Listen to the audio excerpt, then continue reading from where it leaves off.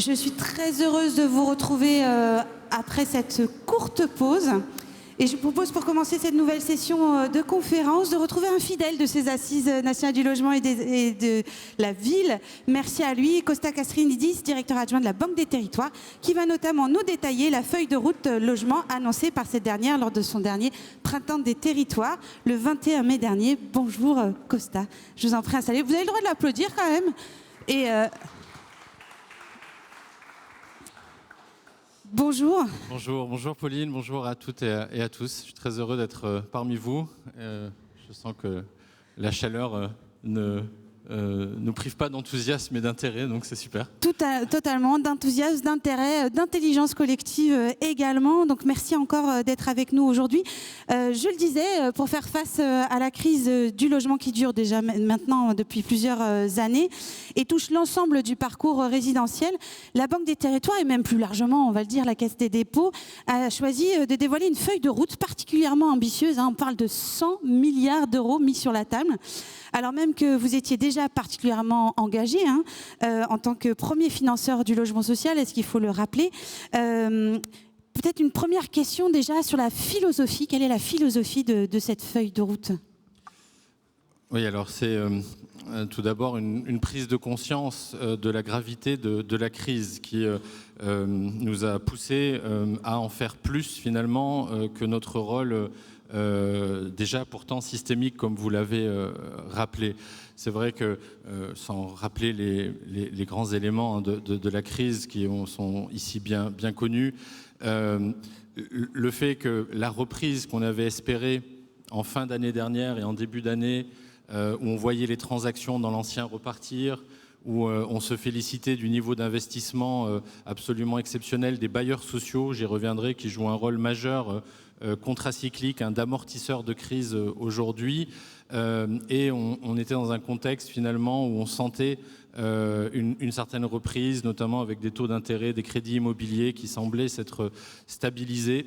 Et malheureusement, tous ces éléments positifs ont été confrontés à la crise géopolitique qui est venue apporter des nouvelles formes d'incertitude. Tout d'abord sur la question des crédits immobiliers, qui est un des baromètres majeurs pour l'ensemble de l'industrie, qui pour l'instant se tiennent, mais plutôt par un jeu de concurrence entre les grands établissements bancaires que par un jeu du marché. Et c'est vrai qu'avec des taux longs qui restent à des niveaux très élevés aujourd'hui, on perçoit progressivement une remontée de ces crédits immobiliers et qui risque de jeter un nouveau coup de froid sur l'industrie et notamment sur le monde de la promotion. Donc là, l'idée, c'est d'apporter finalement une réponse globale et presque systémique aussi à une crise systémique finalement. Tout à fait. Et pour l'illustrer, c'est vrai que en 2025, par notre action, on a d'ores et déjà apporté des financements qui ont permis de soutenir un logement 9 sur 2 au niveau national. Donc on a déjà un rôle qui est extrêmement fort auprès des bailleurs sociaux pour financer le logement social et le logement intermédiaire.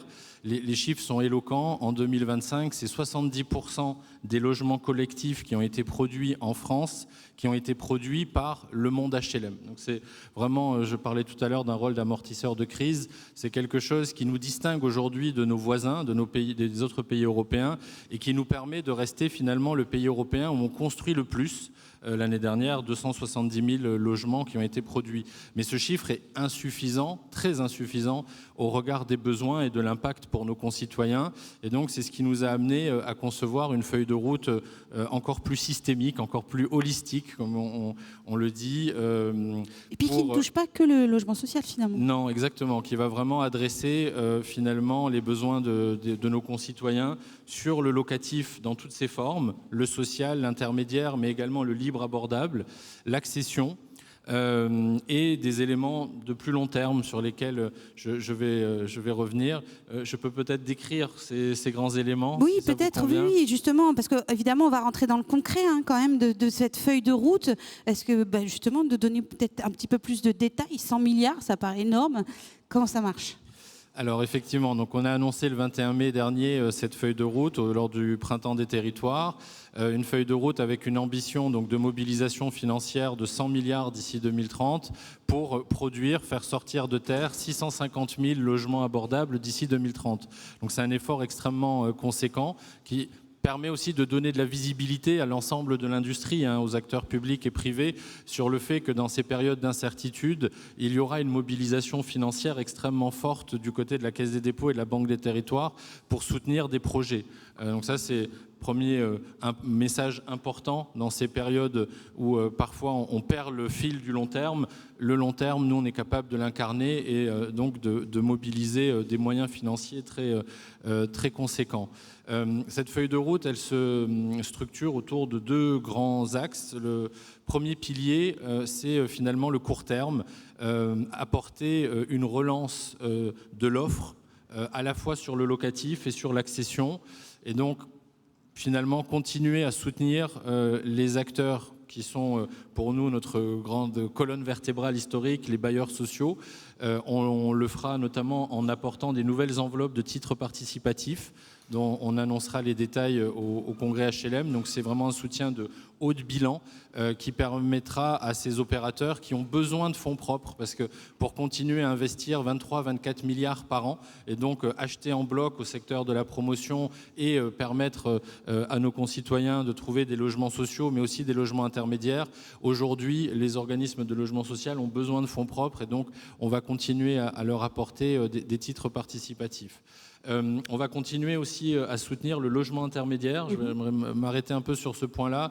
Le logement intermédiaire, aujourd'hui, est vraiment une composante dans la gamme nationale qui est très importante pour pouvoir à la fois faciliter le parcours résidentiel de nos concitoyens, permettre à une partie des ménages de quitter le parc social, compenser la saturation du parc locatif privé. Donc le logement intermédiaire joue ce rôle et il a représenté en 2024 et en 2025 près d'un tiers, de à peu près 35 000 logements, donc près d'un tiers des logements abordables produits en France.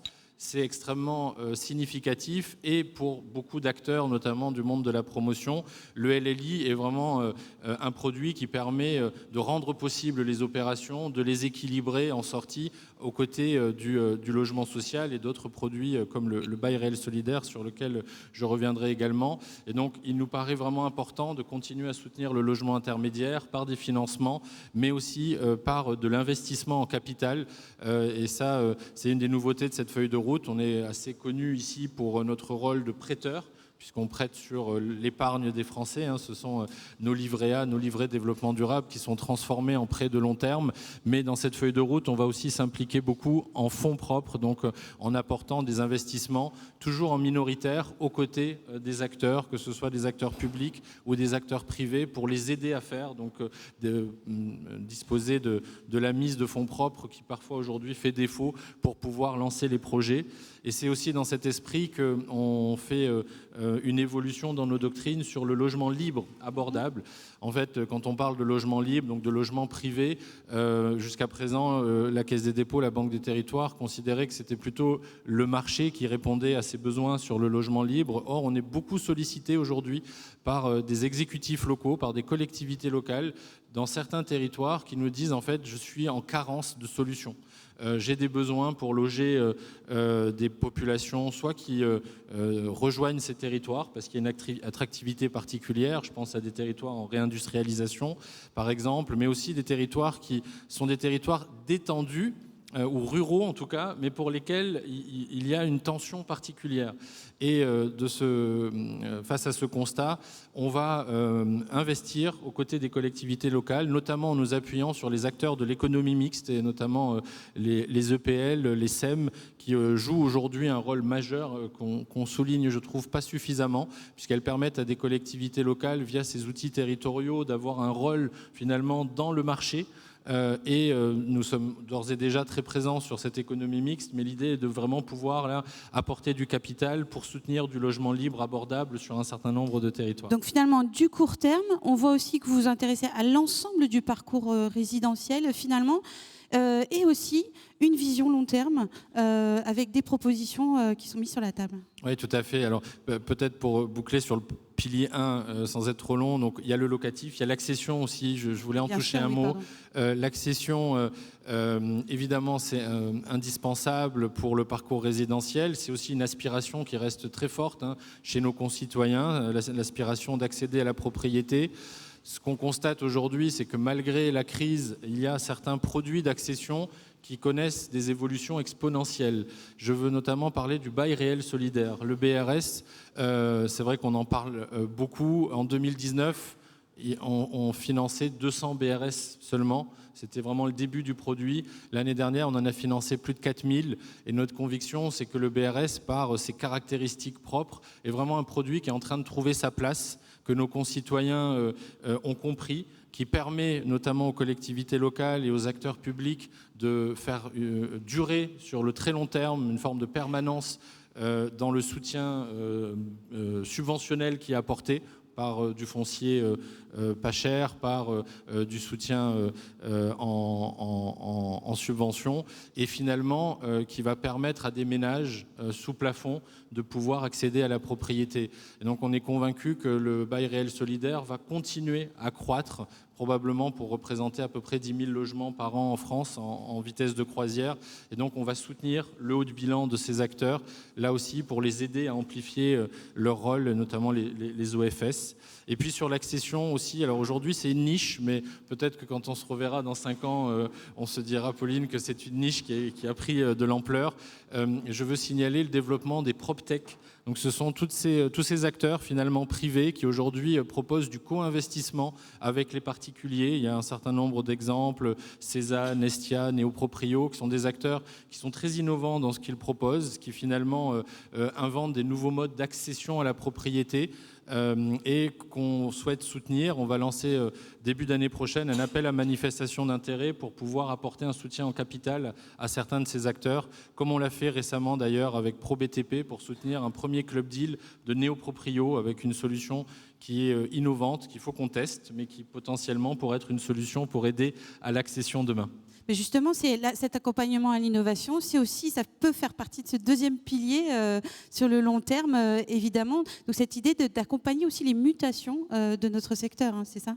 Oui, tout à fait. Donc c'est vrai que le premier pilier, on est vraiment sur le court terme et comment aider à concevoir, mettre en place les moyens d'un choc de l'offre. Le deuxième pilier de notre feuille de route, il est plus structurel, il est plus de long terme, parce qu'il nous paraît extrêmement important que malgré la crise, malgré finalement le brouillard dans lequel on se trouve aujourd'hui, on ne perde jamais de vue le cap de long terme. Et pour nous, il y a 2 éléments majeurs sur ce cap de long terme, sur lequel l'industrie progressivement est en train de pivoter.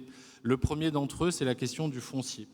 Le foncier, quand on fait un peu un retour arrière sur les dernières décennies, un des facteurs qui a créé une grande décorrélation entre le pouvoir d'achat des ménages, leur salaire et les prix au mètre carré, c'est la trajectoire du foncier.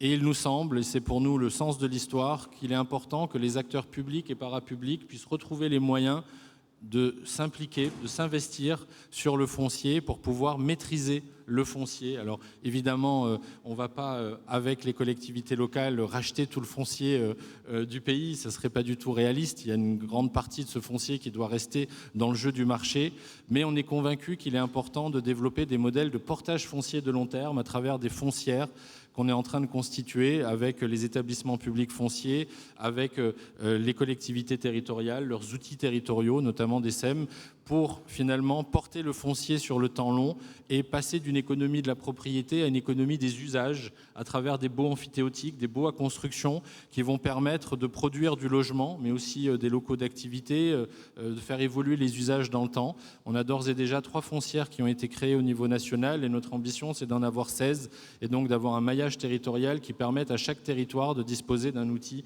du management du foncier sur le long terme. Et puis, toujours dans cet axe plus structurel de long terme, l'industrie, d'ores et déjà, et on en a souvent parlé ici dans les assises, lors des assises, engagée dans une évolution finalement de son urbanisme, de sa manière d'appréhender finalement l'urbanisme, pour passer d'un urbanisme de l'étalement urbain vers un urbanisme de la transformation. On a évidemment tous en tête les gisements de certains quartiers de bureaux qui connaissent aujourd'hui des vacances structurelles, les entrées de ville. dont on Les zones parlait commerciales. exactement l'an passé avec cette étude réalisée par ICAD et l'ACET qui nous montre qu'il y a potentiellement 1,6 million de créations de logements à moyen terme si on arrive à transformer les entrées de ville. Alors, pas forcément supprimer les zones commerciales, mais faire en sorte qu'en plus des zones commerciales ou à côté, on puisse produire du logement. Ce sujet de l'urbanisme de la transformation, c'est un sujet difficile parce qu'il reste aujourd'hui sur un modèle, confronté à un modèle économique qui ne boucle pas toujours. Et donc, il est important que des acteurs comme nous puissent aider à solvabiliser ce modèle économique. Alors, on le fait en apportant des moyens pour produire du logement social à partir de ces gisements de transformation.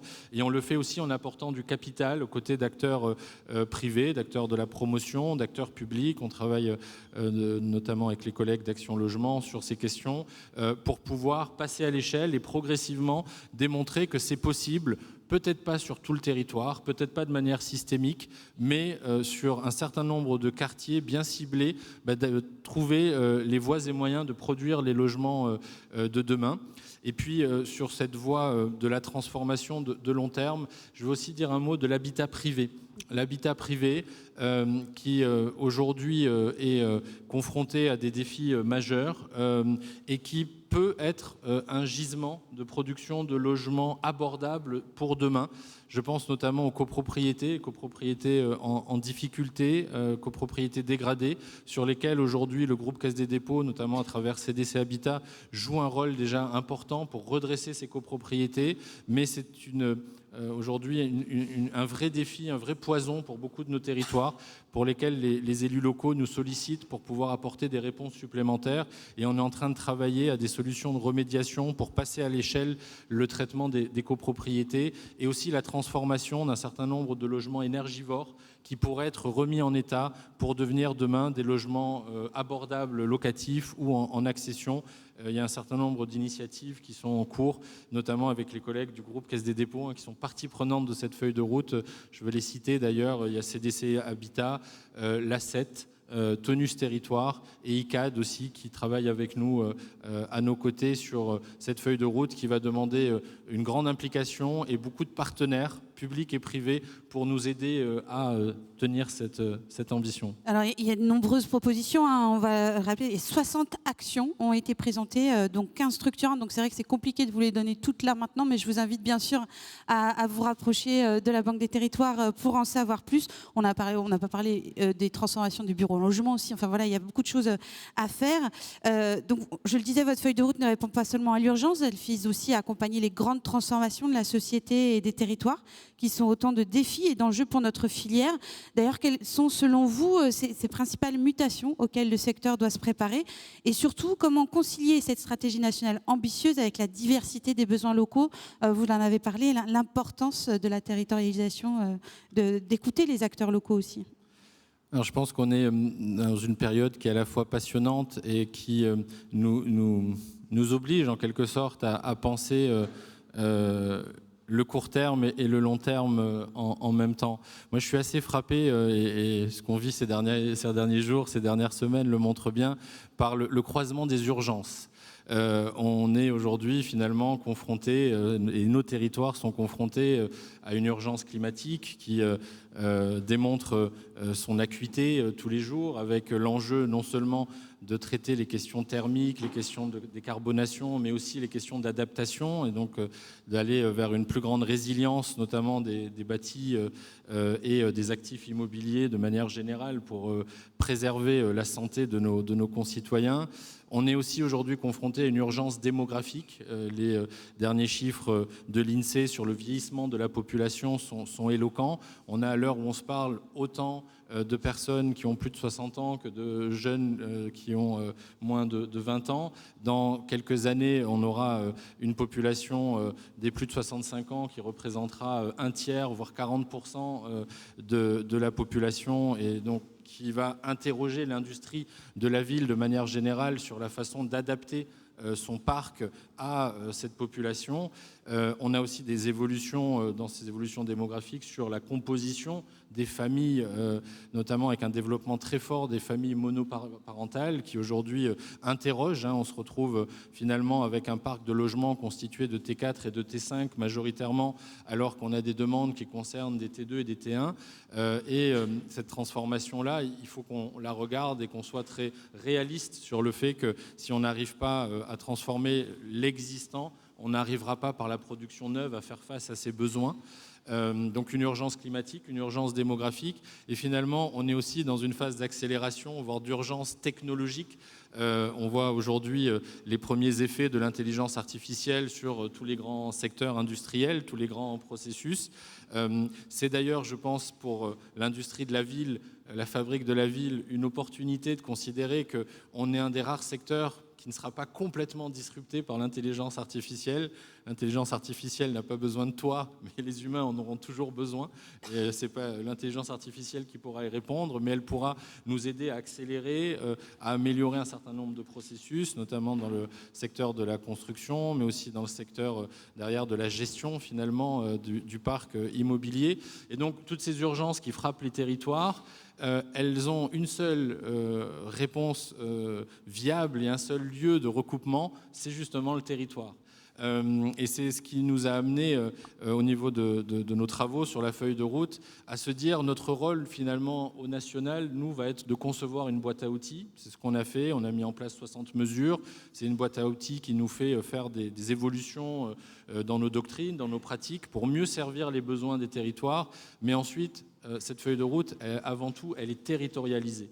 Et c'est le travail qu'on est en train de mener avec chacune de nos directions régionales, d'avoir une feuille de route territorialisée, partagée localement avec l'ensemble de nos partenaires, qui répondra aux besoins spécifiques de chaque territoire, qui en réalité sont tous très différents. Oui, ici, de la réindustrialisation, donc de l'habitat, là, d'une entrée de ville obsolète.